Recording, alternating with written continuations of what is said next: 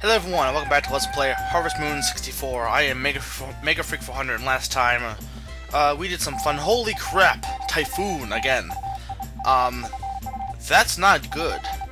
And if I recall, and we'll check, yes, the Firefly Festival is tomorrow.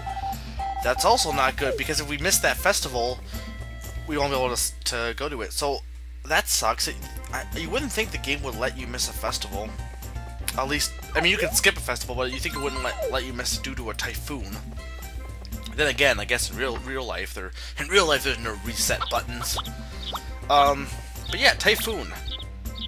That sucks horribly. I don't want to have more plants lost from a typhoon. Great Typhoon, be a man. That song is just quite good. Probably the best song from that movie. The movie's good too, but probably the music is better than the movie itself, actually. There are those cases where the music is more memorable than the movie. In fact, at the moment, and it's gonna be kind of irrelevant, but it's not gonna be really relevant anyway, because no one lives where I live. But my brother's high school is putting on a musical of Footloose, and the music from that movie is actually quite good, actually. I believe that there's I Want to Be a Hero, or I Need a Hero, and then Footloose. Those songs are in the musical as well as the movie, and I like those songs. They're kind of poppy songs. So though there are musicals that are based on, like jukebox musicals that are based on pop songs, like Mamma Mia and Tommy, I think, and whatever the one Billy Joel, I'm Moving Out or something. I don't think it's called Moving Out, but don't quote me on that. But anyway, so yeah, the music from that movie is pretty, or music from the movie and musical was pretty good, but the plot is just kind of dumb, I guess. I mean, it's not a horrible plot, but I guess the main conflict is dancing is banned. I don't know how someone. I mean, I guess it was the 80s. That probably was the most major issue. But I guess for me, that's when that's your main conflict. You have an uphill battle in terms of making your musical work. Then again, the movie had Kevin Bacon. So I don't know. Either way, though, I guess my thing is music always can. Even if the subject matter sucks, the music can be good.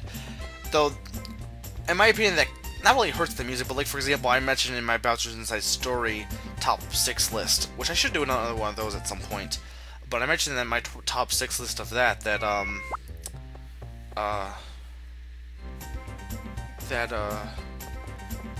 I didn't put the final Bowser theme at top because it wasn't, you know, it didn't really fit the battle, which is true, and I feel like the music, not that the music is bad, but that in terms of the media it is in, if the music doesn't fit something, the impact that the music has when it relates to the art and the gameplay is lessened, and I feel that if that music had been used in a more appropriate place, in terms of when you play the game, like when you listen to it separately, there's times like I'll listen to soundtracks before the game comes out.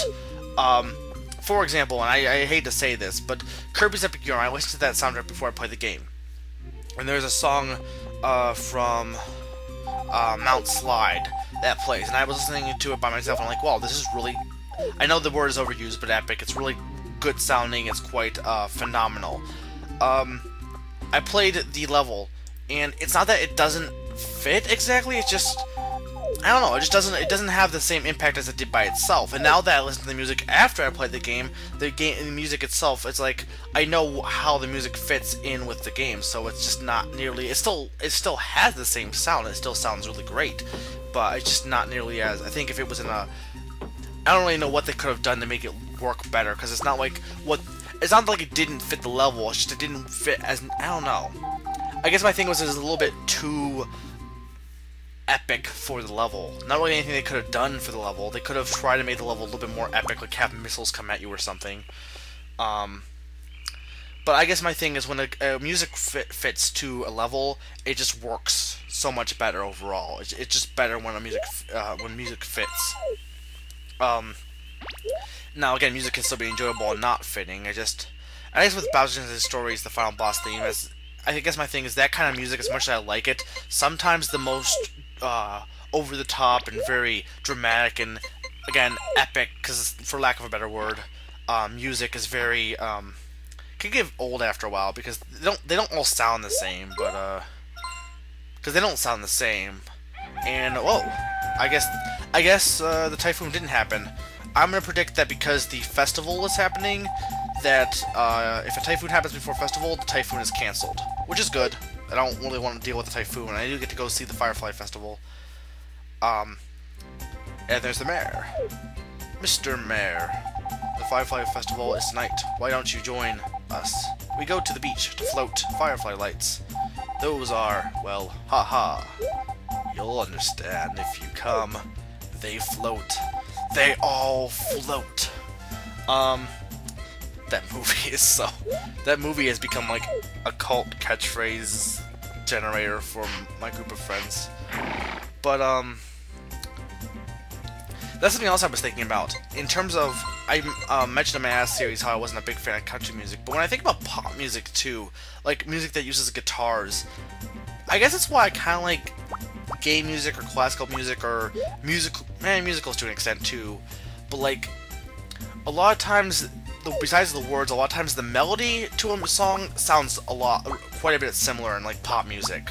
Like, there's a lot of songs that have the same kind of guitar sound. Like, the song doesn't sound all that different.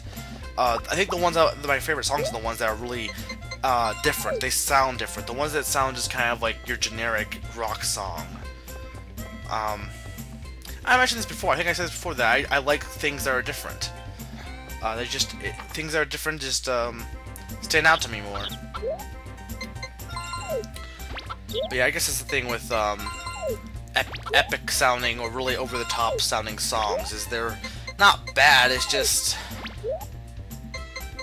they're not bad at all. It's just, I don't know, some of the simpler tunes can, like this song, some of the simpler tunes can just do so much more and actually end up working.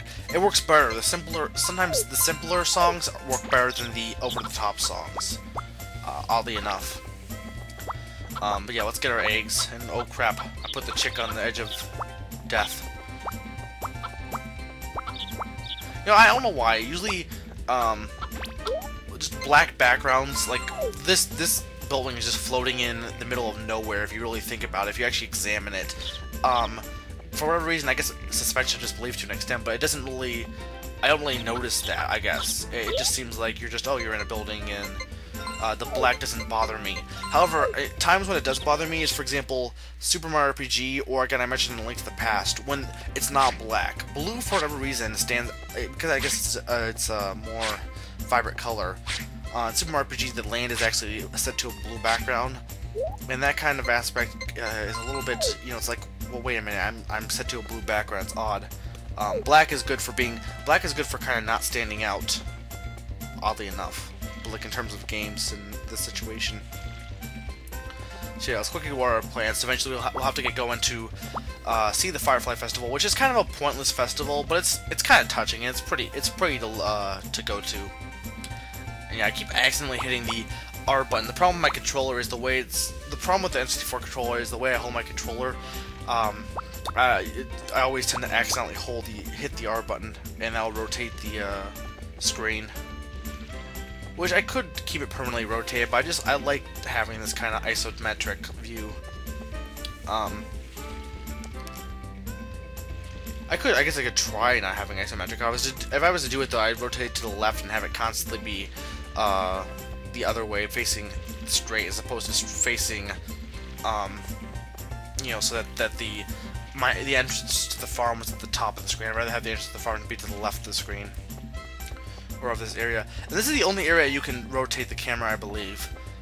Which makes sense because they probably have it, again, as I mentioned, so that you can access your vegetables better, and so it works better for you. So it's nice that they included that. I just don't tend to use it for whatever reason. And let's put some tomatoes. As you can see, our money is actually quite high at this point. So much so that I'm probably going to buy a cow. Because cows cost 60,000, or 6,000 rather. Not 60,000. And yeah, I have enough that I mean, it will be all my money, but it's definitely worth it to buy a cow. The thing with a cow, though, is if you buy it from the farm, and you have to at least get one of them. They don't produce milk for at least one season. Now, don't know if that means one season from when you bought it, whether or not it's in the middle. Like if it's I bought it on the 14th of summer, it won't produce milk to the 14th of fall. But it will take a while for it to actually start producing milk. But once it starts doing that, it will be a good money maker. And where's my dog? There's your dog. Hello, dog. Hi, doggy. We're gonna take you and we're going to go put you back so you can go make babies. Go do that. Go home and be a family dog. Anyway, let's head to the beach. That's where the Firefly Festival is taking place. So we'll need to, that's not the beach, that's the farm. But yeah. And here's the Firefly Festival. Now the purpose of the Firefly Festival is to basically say goodbye to, supposedly spirits wander around the beach. Sometimes the lights we float to the sea grows bigger. People say spirit enters it. I wonder if that's true. If all ancestors come back to visit, this place must be crowded with spirits. And then it's very bright. A piece of moonlight stone. Moonstone. Is put in, well, moonlight stone, but it's put into the flowers and it's getting harder to find. And it's named the Firefly Flower because the fireflies can enter and light it up. It's rare, so we can get it only at this season. Grandma, we have followed your wishes and continued to grow flowers. Rest at ease. There is never any moon or stars on this night, so it becomes very dark once we float away in the lights. But yeah, this is very, some of the people actually have lost family members, specifically us, because our grandpa's dead. Grandpa! I wonder if he's around here. I don't think Anne has, though, besides grandmothers. And she's afraid of the sea at night, so I can't come here alone in the dark. My grandpa is probably around here somewhere. Do the spirits exist? I can't believe it. Hey, Grandpa, are our parents here too? So yeah, here's a sad little thing that I actually didn't realize. Their parents are dead. So that's why they're being raised by their grandpas, because mom and dad are dead and they died when they were just kids. So everyone go on and cry. It's sad. Though it seems like I've seen people say, "Oh, the saddest moment in gaming, the first time a game made me cry was Eris getting killed in Final Fantasy VII," which horribly funny story about that. My friend failed that 3 times, so the cutscene was played 3 times, and one of our friends was freaking out. I think games before that, I think sprites actually can be quite can draw a lot of emotion. Mother 3 is a perfect example of this. Either way, though, I do like this kind of scene. It's kind of a, there's no real point to this festival, but it's just kind of nice overall, I guess. Kind of a touching moment. And this is pretty. But that's about all the time we have for this episode. I have been Maker400, and I'm reminding you, remember your fallen ones.